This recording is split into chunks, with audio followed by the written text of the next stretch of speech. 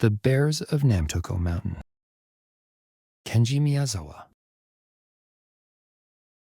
The story of the Bears of Nametoko Mountain is a fascinating one. Nametoko Mountain is a vast peak from which the Fuchizawa River originates. For most of the year, the mountain breathes in and exhales cold mist and clouds. The surrounding landscape consists of dark, rugged mountains resembling sea cucumbers or mythical sea spirits. Halfway up the mountain, there is a great cavernous opening from which the Fuchizawa River suddenly plunges, becoming a 300-foot waterfall.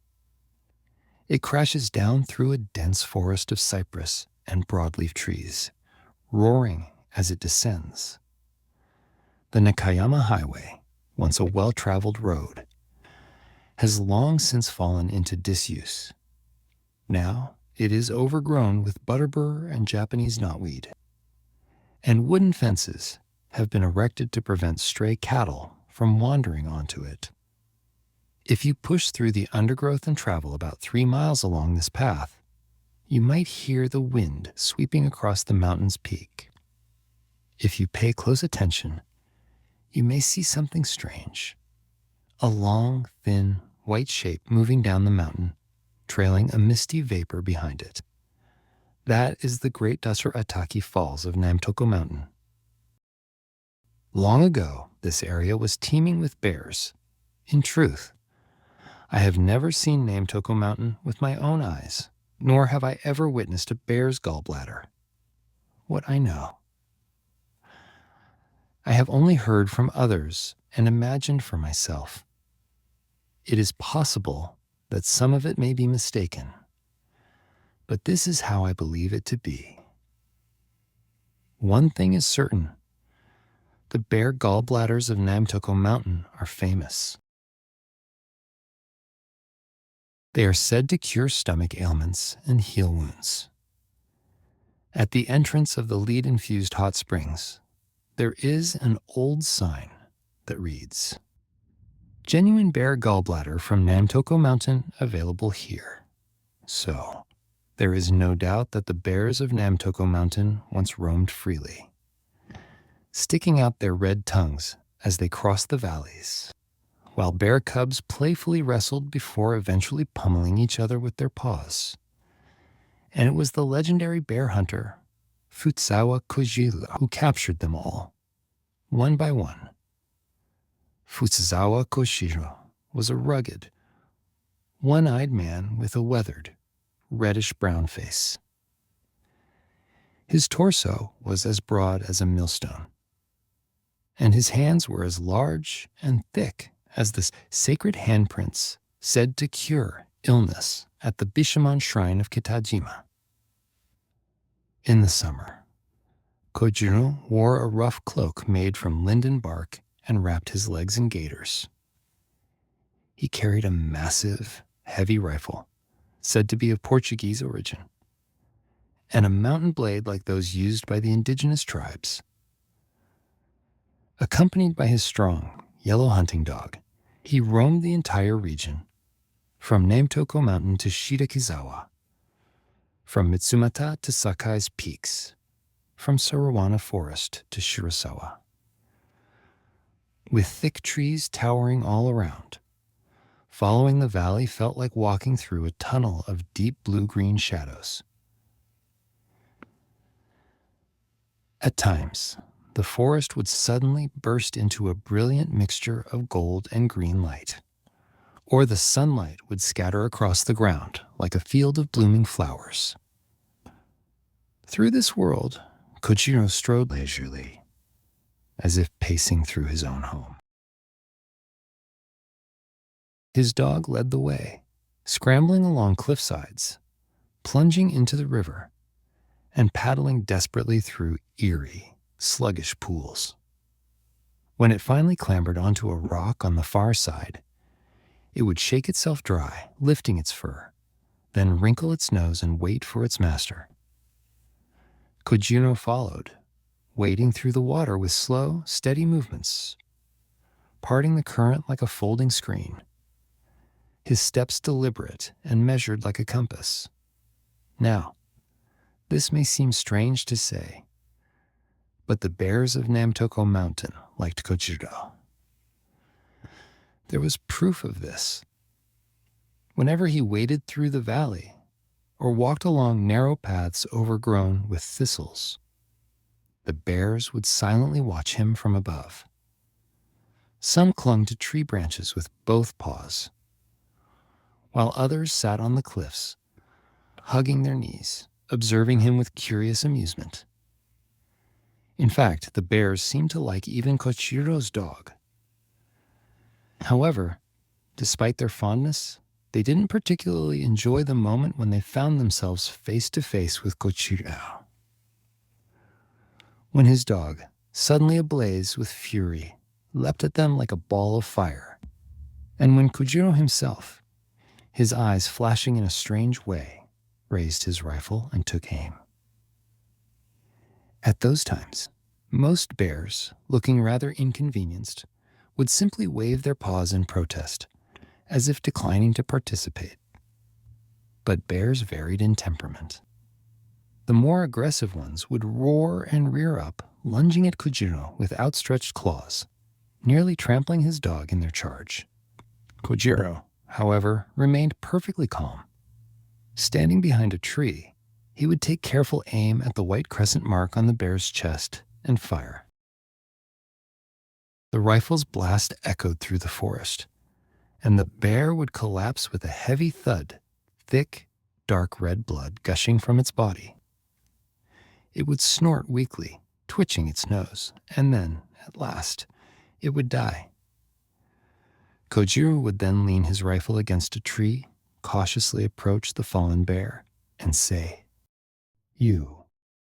Kojuurou muttered, standing over the fallen bear, "I didn't kill you out of hatred.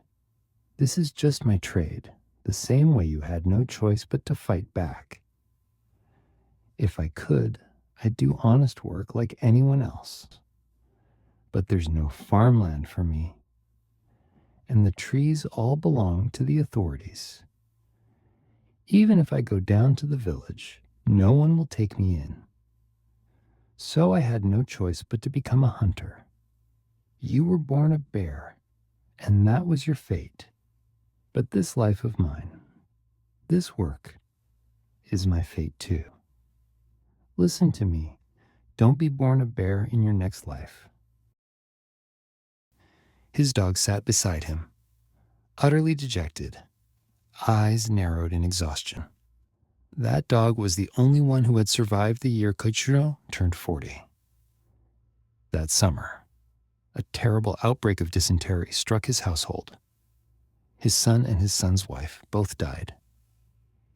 But somehow, the dog remained untouched by illness, strong as ever.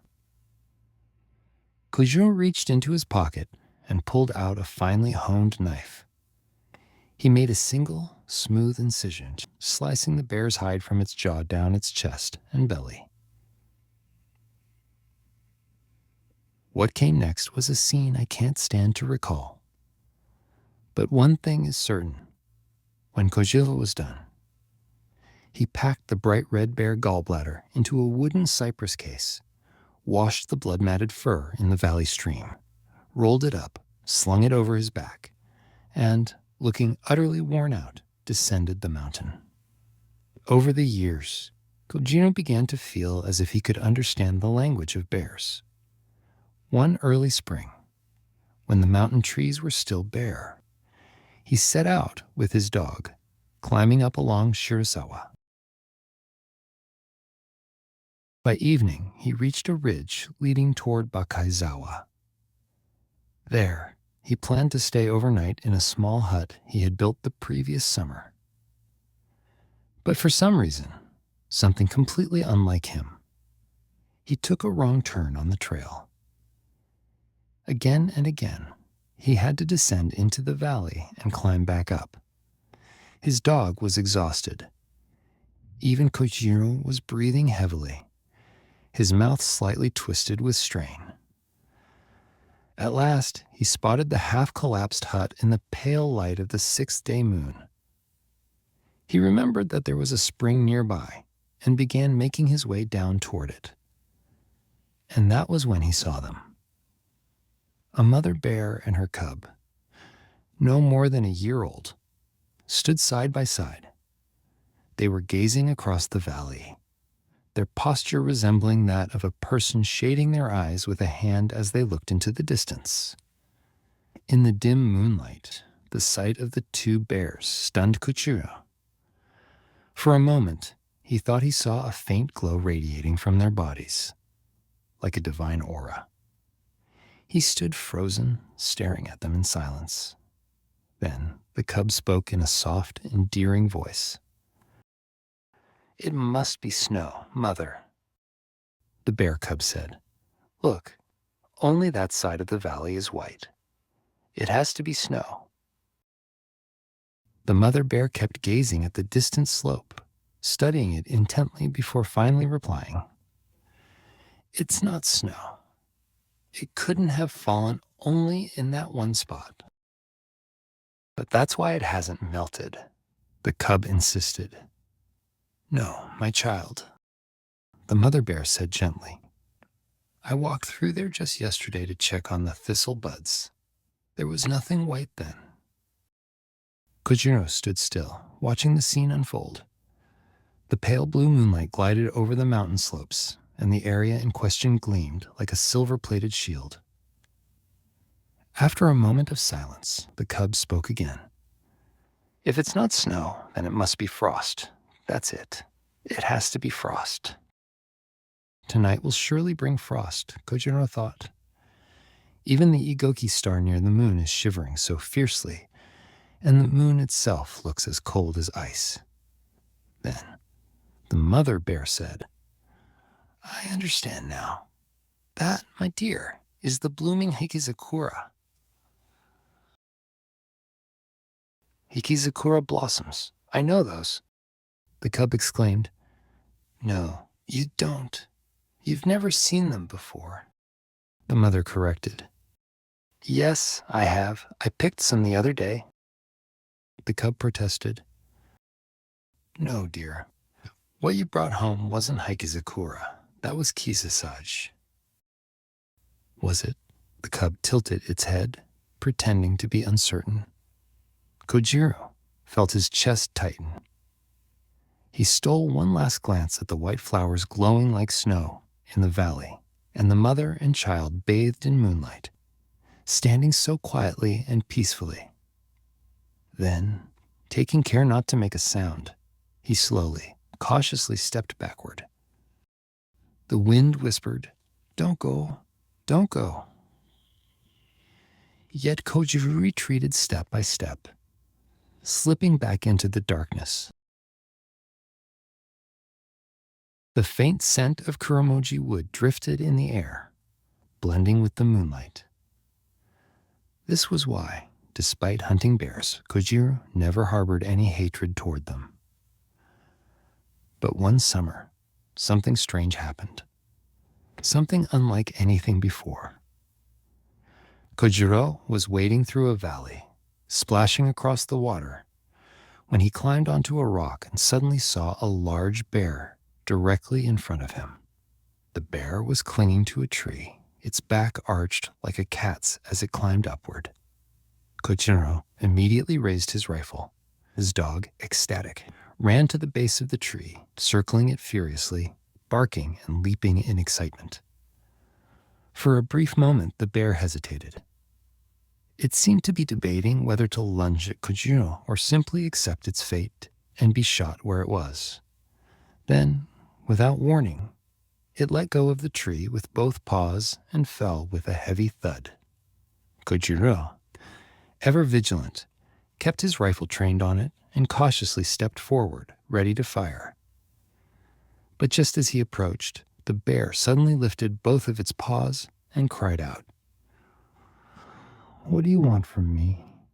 Why must you kill me?" Kojuurou froze. Then, after a long silence, he finally replied, "Ah, I want nothing but your fur and your gallbladder. That's all. but it's not as if I'll make a fortune selling them in town. Truly, I feel sorry for you, but I have no other choice. But if you say this to me now,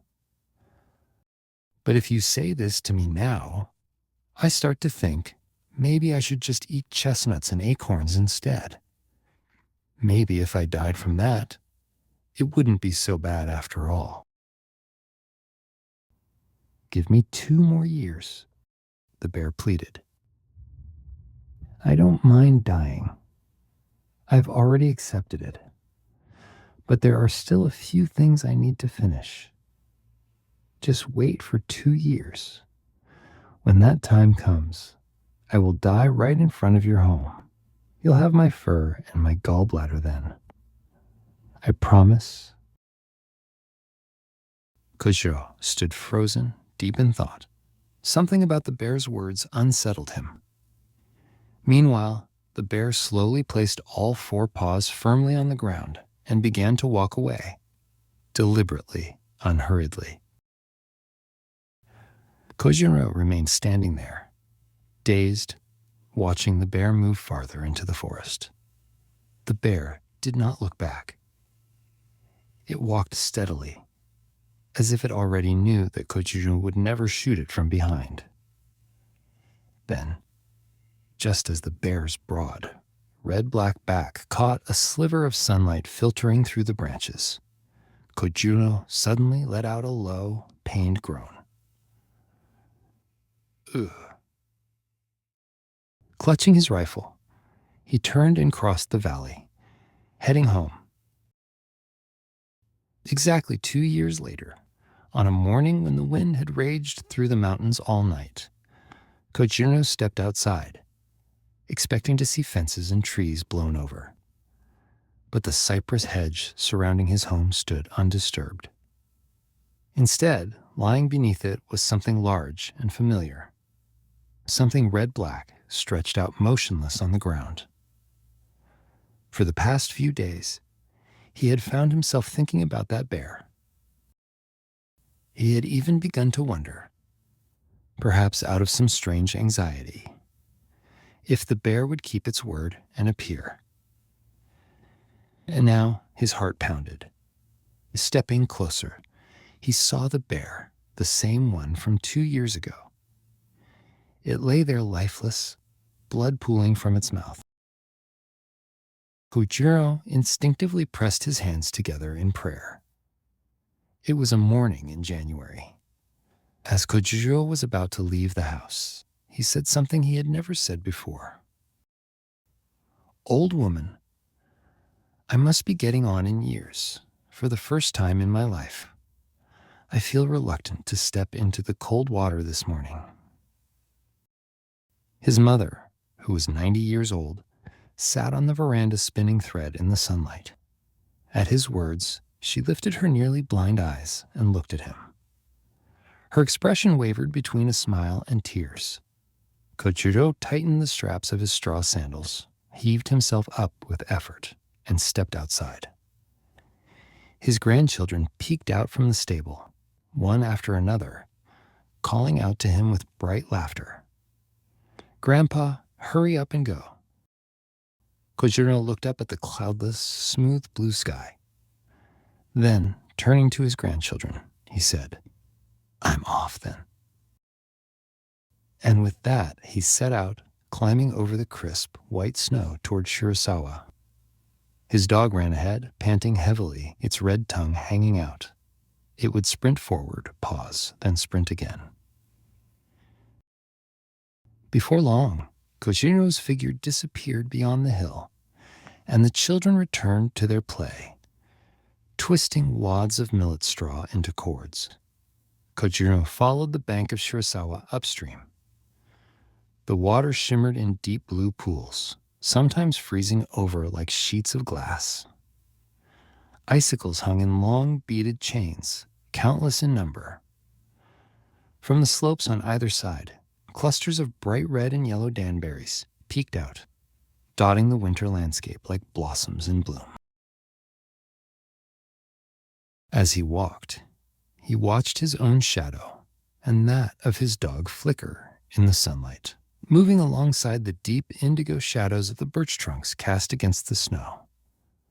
Beyond Shirasawa, over a ridge, Kojuurou had once found a massive bear's den during the summer. Now, in the dead of winter, he made his way toward it. He crossed 5 small tributaries that fed into the valley, wading through the icy water again and again, right to left to right, moving upstream. At last, he reached a small waterfall.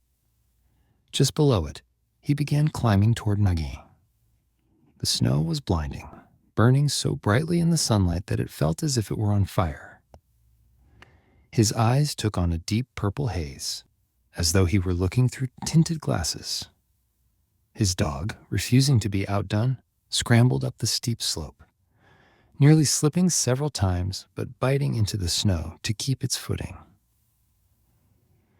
When they finally reached the top of the cliff, they found themselves on a gently sloping plateau sparsely dotted with chestnut trees. The snow glittered like frozen quartz dazzling beneath the sky. All around, towering snowy peaks loomed like great jagged teeth. Kojuurou paused at the summit to catch his breath. Then, suddenly, his dog erupted in furious barking, its voice sharp and frantic, as if it had caught fire. Kojuurou spun around in alarm. There it was. The massive bear, the one he had marked that summer, was standing on its hind legs, charging straight at him. Kojuurou quickly planted his feet and raised his rifle, steadying his aim. The bear barreled toward him, its thick arms lifted like heavy clubs, swaying unevenly as it ran. Even Kojuurou, seasoned hunter that he was, felt his face pale for a moment. Then, a sharp crack rang out. The gunshot was so clear, so precise, that Kojuurou barely registered it as his own. But the bear did not fall. Instead, it surged forward like a black storm, shaking and twisting as it came. His dog lunged at its feet, sinking its teeth into the bear's flesh. And then, Kojuurou's head rang with a thunderous blow. The world turned a brilliant, endless blue. Somewhere, from far away, he heard a voice. Oh, turned to brilliance. Oh, oh, oh, from far away, he heard a voice. Oh, Kojuurou, I never meant to kill you. The voice was deep and heavy. Kojuurou thought, so, I'm dead. All around him, flickering blue lights danced like countless tiny stars. This must be the fire one sees at the moment of death. This is the light of dying.